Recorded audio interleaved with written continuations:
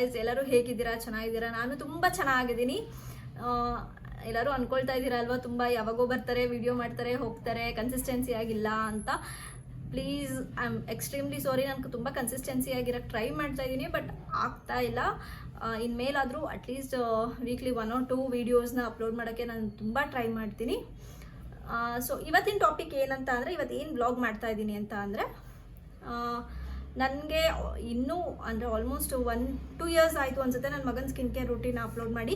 ಈಗಲೂ ಕಮೆಂಟ್ಸ್ ಬರ್ತಿದೆ, ಇನ್ಸ್ಟಾಗ್ರಾಮಲ್ಲಿ DMs ಬರ್ತಾ ಇರೋದು, ನೀವು ಈಗಲೂ ಅದೇ ಪ್ರಾಡಕ್ಟ್ಸ್ ಯೂಸ್ ಮಾಡ್ತಾ ಇದ್ದೀರಾ, ಪೌಡರ್ ಯೂಸ್ ಮಾಡಬೇಕಾ, ಯಾವ ಮಸಾಜ್ ಆಯಿಲ್ ಯೂಸ್ ಮಾಡಬೇಕು, ನಿಮ್ಮ ಪಾಪು ಇದು ಹಚ್ಚಿದ ತಕ್ಷಣ ಕಲರ್ ಬಂತ, ಸಾಕಷ್ಟು ಡೌಟ್ಸ್ಗಳಿದೆ, ಸಾಕಷ್ಟು ಕ್ವೆಶನ್ಸ್ ಇದೆ. ಸೊ ಐ ಥಾಟ್, ಈಗ ಅವ್ನಿಗೆ 3 ಇಯರ್ಸ್ ಆಗಿದೆ ಅಲ್ವಾ, ಈಗಲೂ ನಾನು ಅದೇ ಪ್ರಾಡಕ್ಟ್ ಯೂಸ್ ಮಾಡ್ತಿದ್ದೀನಿ, ಅವ್ನ ಸ್ಕಿನ್ ಕೇರ್ ರೂಟೀನ್ ಹೇಗಿದೆ ನಿಮ್ಮ ಜೊತೆ ಶೇರ್ ಮಾಡ್ಕೊಳ್ಳೋಣ ಅಂತ ಹೇಳಿ ನಾನು ಈ ವಿಡಿಯೋ ಮಾಡ್ತಾ ಇದ್ದೀನಿ.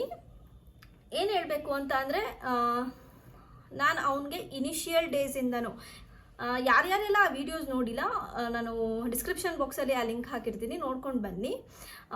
ಆವಾಗ ನಿಮಗೆ ಅರ್ಥ ಆಗುತ್ತೆ ಏನು ಅವ್ನ ಸ್ಕಿನ್ ಕೇರ್ ರೂಟೀನ್ ಆವಾಗ ಹೇಗಿತ್ತು, ಈಗೇನು ಚೇಂಜಸ್ ಮಾಡ್ಕೊಂಡಿದ್ದೀನಿ ಅಂತ ಹೇಳಿ. ನನ್ನ ಮಗ, ನಾನು ಹಾಗೆ ಓಲ್ಡ್ ವಿಡಿಯೋದಲ್ಲಿ ಹೇಳ್ದಂಗೆ, ಅವನು ಹುಟ್ಟಿದಾಗ ಚೆನ್ನಾಗೇ ಇದ್ದ, ಅದಾದಮೇಲೆ ಅವನಿಗೆ ಡಾರ್ಕ್ ಆಗ್ತಾ ಬರ್ತಾ ಫೋಟೋಥೆರಪಿಯಿಂದ ಅಂತ ಹೇಳಿದ್ದೆ. ಸೊ ಅದಕ್ಕೋಸ್ಕರ ನಾನು ಸೆಬಾಮೇಡ್ ಯೂಸ್ ಮಾಡಿದೆ ಅಂತ ಅಲ್ಲ, ನಾನು ಫಸ್ಟೇ ಡಿಸೈಡ್ ಆಗಿಬಿಟ್ಟಿದೆ ಸೆಬಾಮೇಡೆ ಅವನಿಗೆ. ಅಂದರೆ ನಾನು ಕನ್ಸೀವ್ ಆದಾಗ ಅಥವಾ ಪ್ರೆಗ್ನೆನ್ಸಿ ಜರ್ನಿಯಲ್ಲೆಲ್ಲ ನಾನು ಸರ್ಚ್ ಮಾಡಿ ಯಾವ ಪ್ರಾಡಕ್ಟ್ಸ್ ಹಾಕಬೇಕು ಅಂತೆಲ್ಲ ನಾನು ತುಂಬ ಸರ್ಚ್ ಮಾಡ್ತಾಯಿದ್ದೆ. ಆವಾಗ ನನಗೆ ಸೆಬಾಮೇಡ್ ಅಂತಲೇ ಅಂದ್ಕೊಂಡಿದ್ದು. ಆ್ಯಂಡ್ ನನ್ನ ಅಕ್ಕಂಗಾಗಿರ್ಬೋದು ಅಥವಾ ನನ್ನ ಮಾವನ ಮಕ್ಕಳು, ಅವ್ರಿಗೆಲ್ಲರಿಗೂ ನಾವು ಸೆಬಾಮೇಡೆ ಯೂಸ್ ಮಾಡ್ತಾ ಇದ್ದಿದ್ದು. ಸೊ ನಂಗೆ ಸೆಬಾಮೇಡ್ ಮೇಲೆ ಒಂದು ಸ್ವಲ್ಪ ಕಾನ್ಫಿಡೆನ್ಸ್ ಇತ್ತು, ತುಂಬ ಚೆನ್ನಾಗಿದೆ ಪ್ರಾಡಕ್ಟು, ಯೂಸ್ ಮಾಡ್ಬೋದು ಅಂತ. ಅದಾದಮೇಲೆ ನಾನು ಡಾಕ್ಟರ್ ರೆಕಮೆಂಡೇಶನ್ ಕೇಳಿದಾಗೂ ಅವರು ಸೆಬಾಮೇಡ್ ಯೂಸ್ ಮಾಡ್ಬೋದಾ ಅಂತ ಕೇಳಿದ್ರೆ, ಹೌದು ಯೂಸ್ ಮಾಡ್ಬೋದು, ತುಂಬ ಚೆನ್ನಾಗಿದೆ ಪ್ರಾಡಕ್ಟ್ಸ್ ಅಂತಲೇ ನನಗೆ ಡಾಕ್ಟರ್ ಕೂಡ ಸಜೆಸ್ಟ್ ಮಾಡಿದರು. ಸೊ ಅದಕ್ಕೋಸ್ಕರ ನಾನು ಸೆಬಾಮೇಡ್ಗೆ ಹೋಗಿದ್ದು. ಅದು ಸ್ವಲ್ಪ ಕಾಸ್ಟ್ಲಿನೇ, ಬಟ್ ತುಂಬ ಚೆನ್ನಾಗಿದೆ ಗೈಸ್. ನಾನು ಲಾಸ್ಟ್ ವಿಡಿಯೋದಲ್ಲಿ ಹೇಳ್ದಂಗೆ ಡ್ಯೂರಬಿಲಿಟಿನೂ ತುಂಬ ಚೆನ್ನಾಗಿದೆ. ಅದು ಒಂದು ಲೋಷನ್ ತೊಗೊಂಡ್ರೆ ನೀವು ಪರ್ ಡೇ 2 times ಟ್ವೈಸ್ ಹಚ್ತೀರಾ ಅಂತ ಅಂದ್ರೂ ಮಿನಿಮಮ್ 2 months ಆದರೂ ಬರುತ್ತೆ. 2 to 3 months ಒಂದು ಬಾಟಲ್ ಲೋಷನ್ ತೊಗೊಂಡ್ರೆ ಯೂಸ್ ಮಾಡ್ಬೋದು. ಕ್ರೀಮ್ ಅಂತೂ ಆಲ್ಮೋಸ್ಟ್ ನಿಮಗೆ 6 months ಮೇಲೆ ಬರುತ್ತೆ. ಅದು ಒಂದು ಫೇಶಿಯಲ್ ಪ್ರೊಟೆಕ್ಟಿವ್ ಕ್ರೀಮ್ ತೊಗೊಂಡ್ರೆ 6 months ಅಂತೂ ಫಸ್ಟ್ ಶೋರ್ ಬರುತ್ತೆ ನಿಮಗೆ ಅದು ಕ್ರೀಮು. ಇನ್ನು ಮಸಾಜ್ ಆಯಿಲ್ ನೀವು ಹೇಗೆ ಮಾಡ್ತೀರೋ ಅದ್ರ ಮೇಲೆ. ನಾನು ಒಂದು ಸ್ವಲ್ಪ ದಿನ ಅವ್ನಿಗೆ ಮಸಾಜ್ ಮಾಡೋದು ಬಿಟ್ಬಿಟ್ಟಿದ್ದೆ, ನಾನು ಲಾಸ್ಟ್ ವೀಡಿಯೋದಲ್ಲೇ ಹೇಳ್ದಂಗೆ. ಇವಾಗ ಅಷ್ಟು ಮಸಾಜ್ ಎಲ್ಲ ನಾನು ಮಾಡಲ್ಲ ಅಂತ ಹೇಳಿದೆ. ಬಟ್ ಅದಾದಮೇಲೆ ನಾನು ಅಂದ್ಕೊಂಡೆ ಅದು ತಪ್ಪು ಇಲ್ಲ, ಮಕ್ಕಳಿಗೆ ಒಂದು ಸ್ವಲ್ಪ ದಿನ ಮಸಾಜಸ್ ಎಲ್ಲ ಚೆನ್ನಾಗಿ ಮಾಡಬೇಕು. ನಮ್ಮ ಮಮ್ಮಿನೂ ಅದೇ ಹೇಳ್ತಾಯಿದ್ರು, ಮಸಾಜ್ ಮಾಡು ಅಂತ.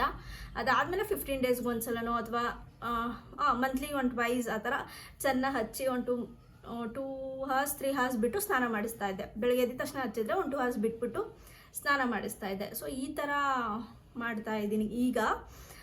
ಆಮೇಲೆ ಇನ್ನೇನು ಚೇಂಜಸ್ ಮಾಡ್ಕೊಂಡಿದ್ದೀನಿ ಅಂತ ಅಂದರೆ, ಈಗ ಹೇಗಿದೆ ಅವ್ನ ಸ್ಕಿನ್ ಕೇರ್ ರೂಟೀನ್ ಅಂತ ಹೇಳ್ತೀನಿ ನೋಡಿ.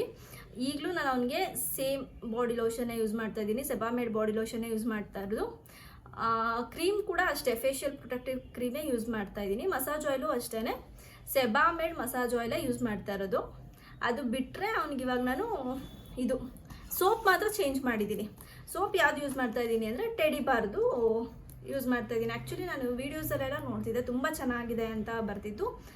ಸೊ ಟ್ರೈ ಮಾಡೋಣ ಅಂತ ತರಿಸಿದ್ದು. ಬಟ್ ಆಲ್ಮೋಸ್ಟ್ ಇದನ್ನು 2 yearsಯಿಂದ ಅಪ್ಲೈ ಮಾಡ್ತಾಯಿದ್ದೀನಿ. ತುಂಬ ಚೆನ್ನಾಗಿದೆ. 2 years ಆಯಿತು ಅವನಿಗೆ ಚೇಂಜ್ ಮಾಡಿ. ಸೊ ಇವಾಗ ಇದನ್ನೇ ಯೂಸ್ ಮಾಡ್ತಾಯಿದ್ದೀನಿ. ಗೈಸ್, ಲಿಟ್ರಲಿ ತುಂಬ ಚೆನ್ನಾಗಿದೆ. ನಾನು ಎಷ್ಟೋ ಜನದ ರಿವ್ಯೂಸ್ ನೋಡಿದೆ, ಡ್ರೈ ಆಗುತ್ತೆ ಅಂತ ಎಲ್ಲ. ಬಟ್ ಅವ್ರದ್ದು ಹೇಗೋ ಗೊತ್ತಿಲ್ಲ, ನನ್ನ ಮಗಂದು ಡ್ರೈ ಸ್ಕಿನ್ನೇ, ನಿಮಗೆ ಹೇಳಿದ್ದೀನಿ ನಾನು ಲಾಸ್ಟೇನೆ, ತುಂಬ ಡ್ರೈ ಸ್ಕಿನ್ ಇತ್ತು ಅವನಿಗೆ. ಬಟ್ ನನ್ನ ಮಗನ ಸ್ಕಿನ್ ಯಾವುದೂ ಡ್ರೈ ಆಗ್ತಾ ಇಲ್ಲ ಇವಾಗ. ಅಷ್ಟು ಮಾಯಿಶ್ಚರ್ ಆಗಿದೆ, ತುಂಬ ಹೆಲ್ದಿ ಆಗಿದೆ. ಇವಾಗ ಅವ್ನ ಮನೇಲಿಲ್ಲ, ಆ್ಯಕ್ಚುಲಿ ತೋರಿಸ್ತೀನಿ ನಿಮಗೆ. ಇವಾಗ ನಮ್ಮಮ್ಮ ಮನೆಗೆ ಹೋಗಿದ್ದಾನೆ. ನೆಕ್ಸ್ಟ್ ವೀಡಿಯೋದಲ್ಲಿ ನಾನು ನಿಮಗೆ ತೋರಿಸ್ತೀನಿ ಎಷ್ಟು ಚೆನ್ನಾಗಿದೆ ಅವ್ನ ಸ್ಕಿನ್ನು ಅಂತ ಹೇಳಿದ್ರೆ. ತುಂಬ ಚೆನ್ನಾಗಿದೆ ಗೈಸ್.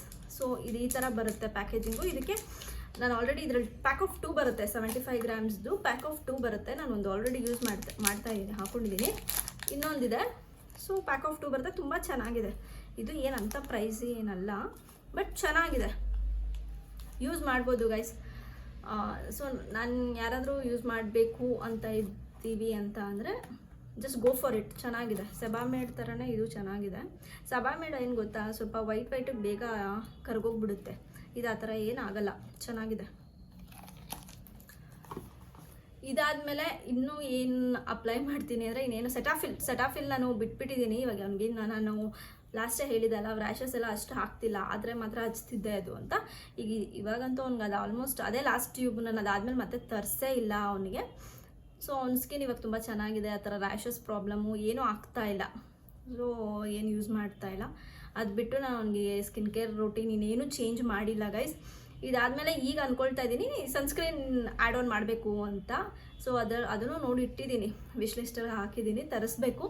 ಸೆಬಾಮೆಡ್ ಸನ್ಸ್ಕ್ರೀನ್ ಲೋಷನ್ನೇ ಇದೆ ಅಲ್ವಾ, ಸೊ ಅದನ್ನೇ ಯೂಸ್ ಮಾಡೋಣ ಅಂತ ಅಂದ್ಕೊಂಡಿದ್ದೀನಿ. ಅದು ಯೂಸ್ ಮಾಡಿದ್ಮೇಲೆ ಹೇಗಿದೆ ಅಂತ ಹೇಳಿ ನಾನು ನೆಕ್ಸ್ಟ್ ಇನ್ನೊಂದು ವೀಡಿಯೋದಲ್ಲಿ ಹೇಳ್ತೀನಿ. ಅವ್ನಿಗೆ ಯೂಸ್ ಮಾಡಿದ್ಮೇಲೆ ಹೇಗಾಗಿದೆ ಅಥವಾ ಏನಾದ್ರು ಚೇಂಜಸ್ ಆಗುತ್ತಾ, ಚೆನ್ನಾಗಿದೆಯಾ ಅಥವಾ ಬೇರೆ ಯಾವುದಾದ್ರೂ ರೆಕಮೆಂಡೇಷನ್ ಇದೆಯಾ ಅಂತ ಹೇಳಿ ನಾನು ಅದಾದಮೇಲೆ ನಿಮಗೆ ತಿಳಿಸ್ಕೊಡ್ತೀನಿ. ಸೊ ಇನ್ನೂ ಏನು ಅಂದರೆ ಪೌಡರ್, ನನಗೆ ಕಮೆಂಟ್ ಬಂದಿತ್ತು ಪೌಡರ್ ಯೂಸ್ ಮಾಡ್ಬೋದಾ ಪಾಪುಗೆ, ಫೇಸ್ ಕ್ರೀಮ್ ಹಾಕಿದ್ಮೇಲೆ ಮಕ್ಕಕ್ಕೆ ಪೌಡರ್ ಯೂಸ್ ಮಾಡ್ಬೋದಾ ಅಂತ. ಪ್ಲೀಸ್ ದಯವಿಟ್ಟು ಯಾರೂ ಮಕ್ಕಳಿಗೆ ಪೌಡರ್ನ ಯೂಸ್ ಮಾಡೋಕ್ಕೆ ಹೋಗಬೇಡಿ.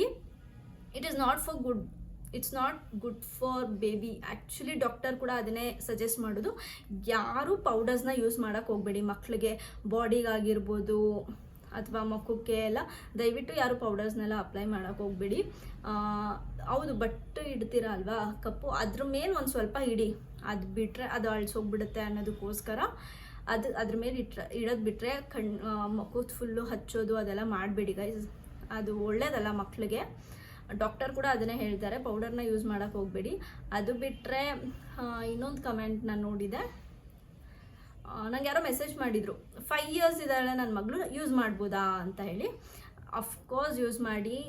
ಫಸ್ಟು ನೀವು ಟ್ರೈ ಮಾಡಿ, ಅಂದರೆ ನೀವು ಯಾವ ಪ್ರಾಡಕ್ಟ್ ಇವಾಗ ಯೂಸ್ ಮಾಡ್ತಾ ಇದ್ದೀರೋ ನನಗೆ ಗೊತ್ತಿಲ್ಲವಲ್ಲ ಪರ್ಸ್ನಲಿ. ಈಗ ನೋಡಿ ನೆಕ್ಸ್ಟು ಯಾವ ಪ್ರಾಡಕ್ಟ್ ಸೆಬಾಮೆಡ್ ತಂದು ಹಚ್ಚಿ ನೋಡಿ, ಏನಾದರೂ ಚೆನ್ನಾಗಿದೆ ಅನ್ಸಿದ್ರೆ ಕಂಟಿನ್ಯೂ ಮಾಡ್ತಾ ಹೋಗಿ. ಬಟ್ ಅದರಿಂದ ಏನು ಹಾರ್ಮ್ ಆಗಲ್ಲ. ಸೊ ನಾನು ಕೇಳಿರೋ ಪ್ರಕಾರ ಅಥವಾ ನನ್ನ ಸರ್ಕಲಲ್ಲಿ ನೋಡಿರೋ ಪ್ರಕಾರ ಸೆಬಾಮೆಡ್ ಯೂಸ್ ಮಾಡಿದ್ರೆ ಒಳ್ಳೆಯದೇ, ಎಲ್ಲ ಸ್ಕಿನ್ನು ಚೆನ್ನಾಗಿರುತ್ತೆ, ಅದರಿಂದ ಏನು ಪ್ರಾಬ್ಲಮ್ ಎಲ್ಲ ಆಗಲ್ಲ. ಯೂಸ್ ಮಾಡಿ, ಮಕ್ಕಳಿಗೆ ಬೆಸ್ಟ್ ಪ್ರಾಡಕ್ಟ್ ಅಂತಲೇ ಹೇಳ್ಬೋದು ಸೆಬಾಮೆಡು. ಅದು ಬಿಟ್ಟರೆ ಇನ್ನೇನು ಇಲ್ಲ ಗೈಸ್, ಅಷ್ಟೇ. Thank you so much. ನಾನು ಪರ್ಸ್ನಲಿ ನಿಮ್ಗೆ ಹೇಳಬೇಕು ಅಂತಂದರೆ ಐ ಆಮ್ ವೆರಿ ಗ್ರೇಟ್ಫುಲ್. ಯಾರೆಲ್ಲ ನನಗೆ ಇವಾಗೂ ಸಪೋರ್ಟ್ ಮಾಡ್ತಾ ಇದ್ದೀರಾ, ನಾನು ಕನ್ಸಿಸ್ಟೆನ್ಸಿಯಾಗಿ ವೀಡಿಯೋಸ್ ಹಾಕದೇ ಇದ್ರೂ ನೀವೆಲ್ಲ ನನಗೆ ಸಪೋರ್ಟ್ ಮಾಡ್ತಾ ಇದ್ದೀರಾ. I am so grateful for you guys. Thank you so very much.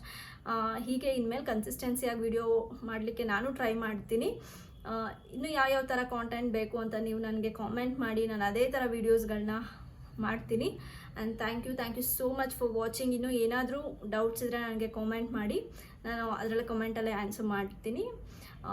Thank you so much guys. Thanks for watching. Bye.